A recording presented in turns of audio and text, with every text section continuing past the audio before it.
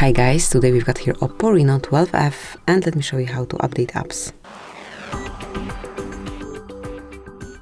At first, open your Play Store, so just locate it and click to open.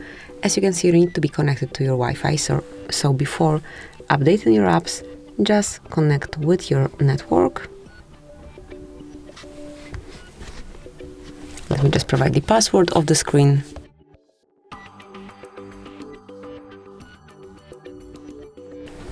As only it's entered, we can go back to the process.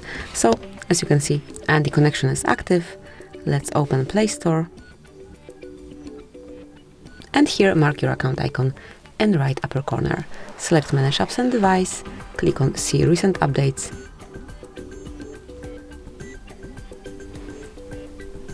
And click on Updates Available, not installed.